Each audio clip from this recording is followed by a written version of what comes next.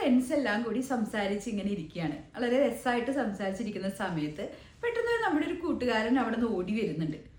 പകുതി വഴി എത്തിയപ്പോൾ അവൻ പെട്ടെന്ന് അറിയാതെ ഒന്ന് വീണു, അടി തെറ്റി വീണു.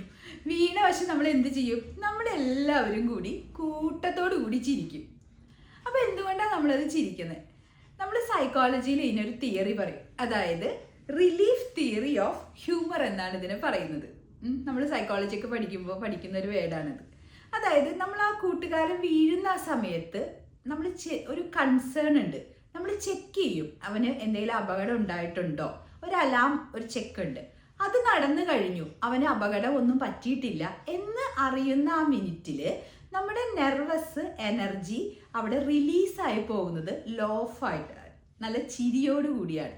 അപ്പോൾ വിഷമിക്കേണ്ട ആ സിറ്റുവേഷനെ പ്രശ്നമൊന്നുമില്ല എന്ന് നമ്മൾ മനസ്സിലാക്കുമ്പോൾ അത് ചിരിയായിട്ട് പുറത്തു വരുന്നു. പക്ഷെ ഇതെല്ലാം സംഭവിക്കുന്നത് വളരെ ഒരു ഫ്രാക്ഷൻ ഓഫ് സെക്കൻഡ്സിനുള്ളിലാണ്.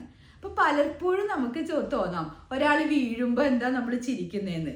വളരെ റിവേഴ്സ് എഫക്റ്റ് ആയിട്ട് തോന്നിയെങ്കിലും ഇത്രയും അധികം സൈക്കോളജിക്കൽ എഫക്റ്റ് ഇതിൻ്റെ ഉള്ളിൽ വരുന്നുണ്ട്. അപ്പോൾ അതുകൊണ്ടാണ് നമ്മൾ കൂട്ടുകാർ വീഴുമ്പോൾ പലപ്പോഴും ചിരിക്കുന്നത്.